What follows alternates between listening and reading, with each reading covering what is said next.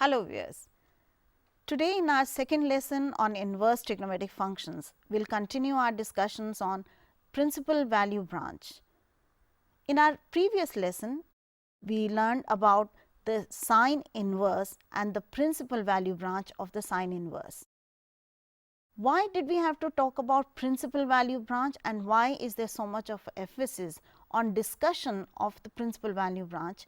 Let us just revisit sine inverse for that and then continue with the other function. What we saw in the previous lesson was that the sine function defined over its entire domain of the set of real numbers is not a 1 function, but if we select sub intervals of the set of real numbers, then the function becomes a 1 function. What we saw was that sine function defined between minus 3 pi by 2 to minus pi by 2, minus pi by 2 to pi by 2, pi by 2 to 3 pi by 2 and so on is a 1 and onto function. And so, we are able to define sine inverse as a function from closed interval minus 1 1, the range of sine function now becomes the domain of sine inverse, mapped onto the interval minus pi by 2 to pi by 2, that is the closed interval minus pi by 2 pi by 2, defined as sine inverse of x equal to y if x equal to sine y, and that is known as the principal value branch. You may define sine inverse from minus 1 1 to any other of those intervals that we just discussed, and the function would remain defined, but is not addressed as the principal value branch. Today our focus is on the remaining trigonometric functions, starting with cosine function. Can you visualize the graph of cosine function? And now the task is to identify those sub intervals over which the function is 1 and when mapped to the range of the cosine function is an onto function.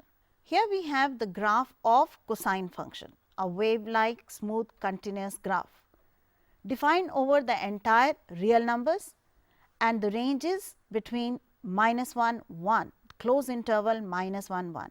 If you observe it closely or you use what we discussed last time as a horizontal line test, are you able to identify intervals over which the function is 1 1 and when mapped to the closed interval minus 1 1 is onto? I am sure you are able to see many possibilities. We have here a representation for you.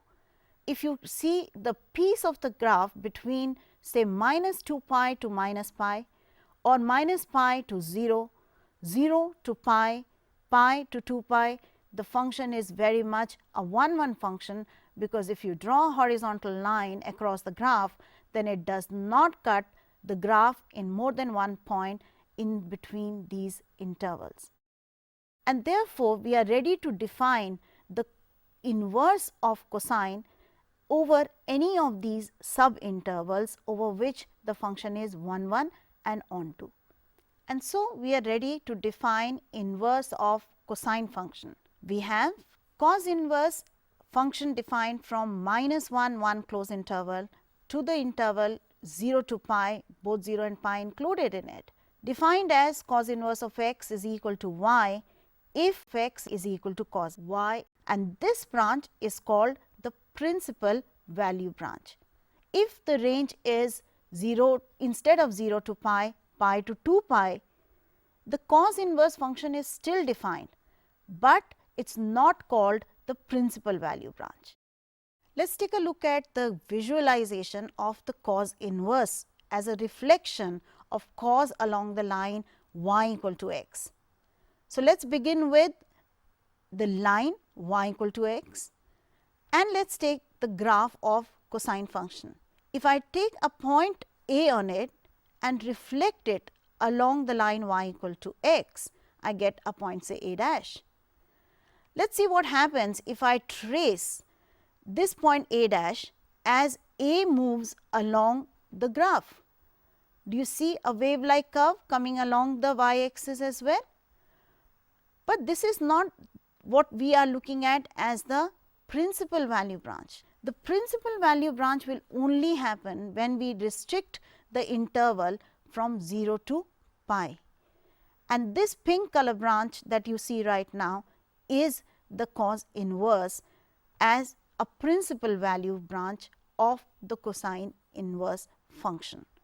I hope you have now made a note of the emphasis that we are doing on the definition and also on the need for such subintervals to be discussed as we define inverse trigonometric functions. So, are you ready for our third function, cosec x? If I have the cosec function and I want to discuss the inverse of it, I must know what the domain and the range of the cosec functions are, and also whether the function is 1 1, and if not, can I make it 1 1 or not.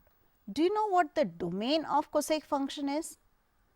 Since cosec x is 1 by sin x, cosec x cannot be defined wherever sin x becomes 0, and therefore, domain of cosec function is all real numbers except n pi.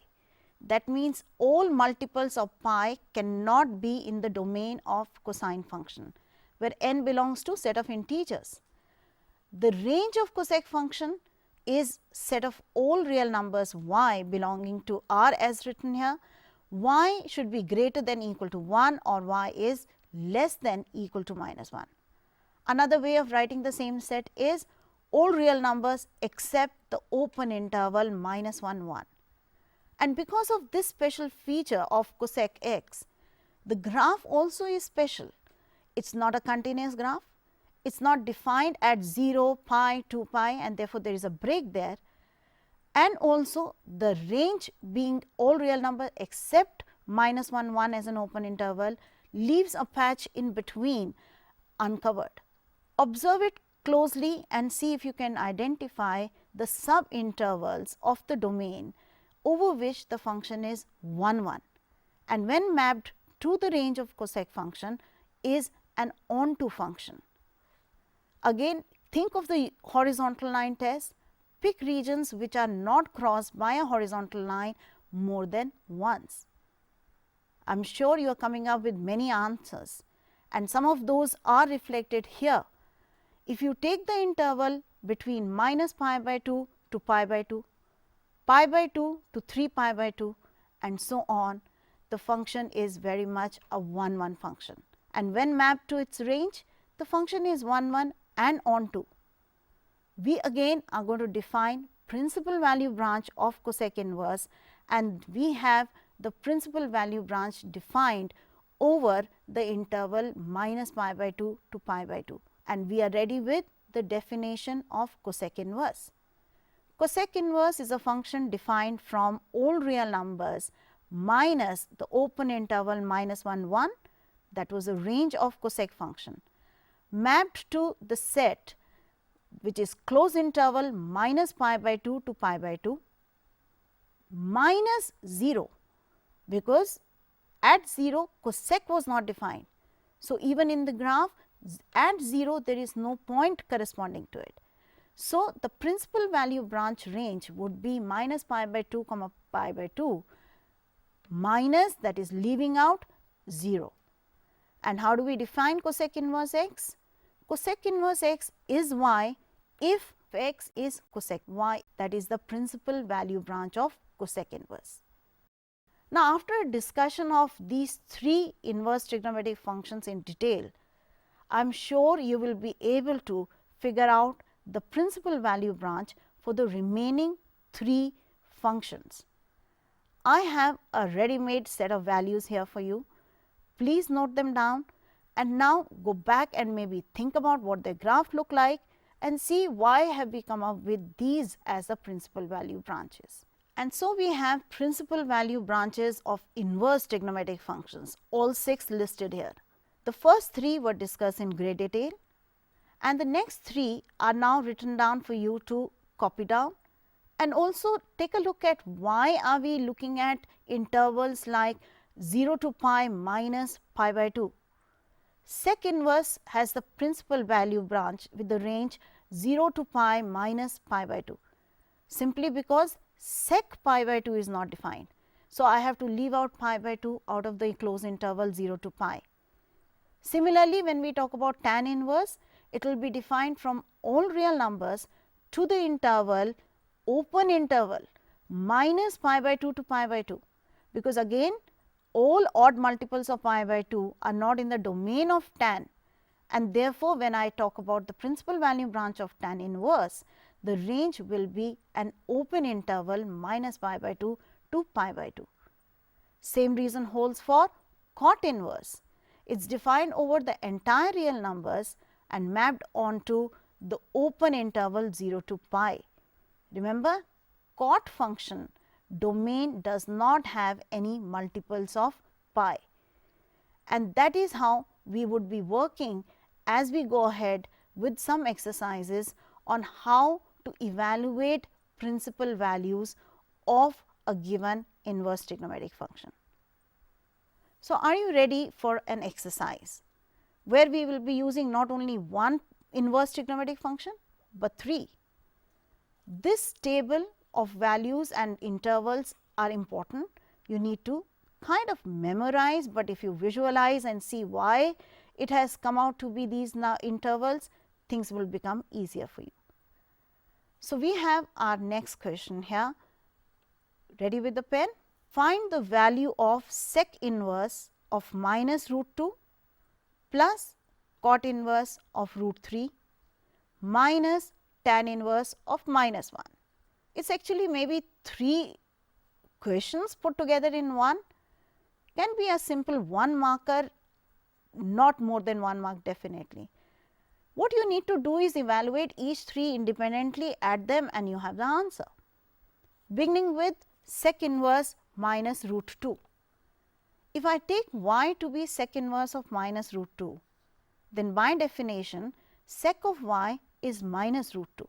Therefore, keeping the principal value branch in mind, y belongs to 0 to pi, leaving out pi by 2.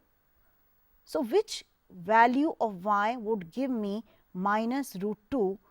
I am looking at the first and the second quadrant except for pi by 2.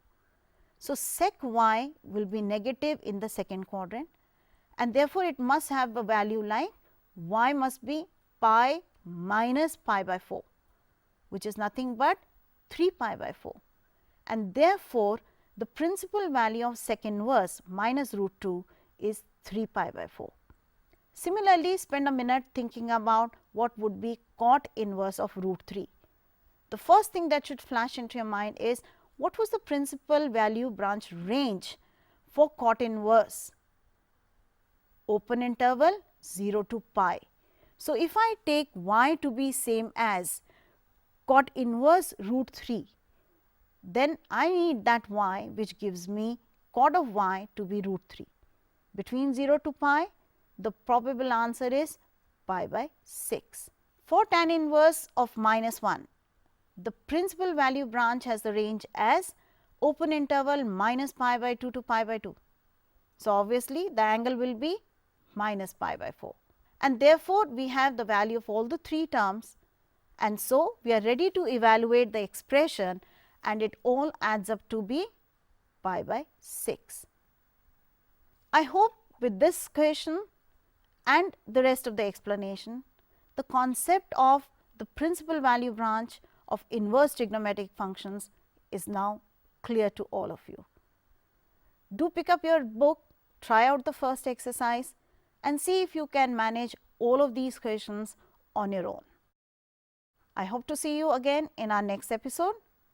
Thank you.